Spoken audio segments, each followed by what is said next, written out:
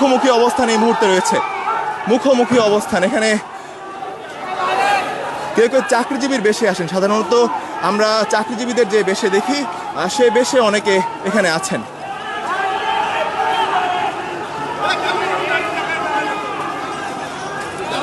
হ্যাঁ, আপনারা যারা প্রতিরোধ করেছেন তারা কারা?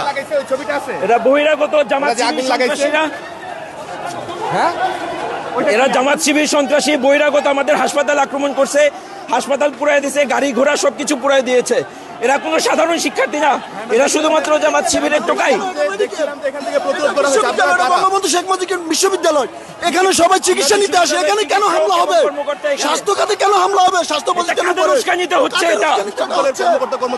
আমরা ঘোষিত কর্মকর্তা কর্মচারী, কিন্তু ওরা কারা? ওরা কারা? আমাদের হাসপাতাল আক্রমণ করছে, এটা কারা? এরা আক্রমণ হবে।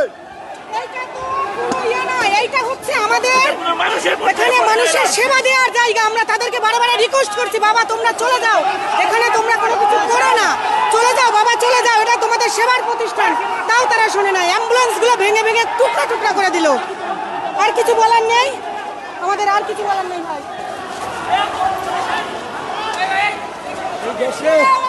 এই দেশে বাংলাদেশে দক্ষিণ এশিয়ার সবচেয়ে বড় একটা মেডিকেল বিশ্ববিদ্যালয়, যার নাম বঙ্গবন্ধু শেখ মুজিব মেডিকেল বিশ্ববিদ্যালয়, বাংলাদেশে আস্থার ঠিকানা।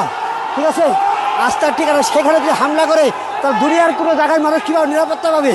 সেখানে নিরাপত্তার বাঁচার জায়গা, মানুষের আস্থার একটা জায়গা, যে আমি এখানে গেলে বাঁচবো, নিজের জীবনকে উপভোগ করবো, সেই জায়গায় হামলা করে আগুন দিয়ে পড়ে দিয়েছে।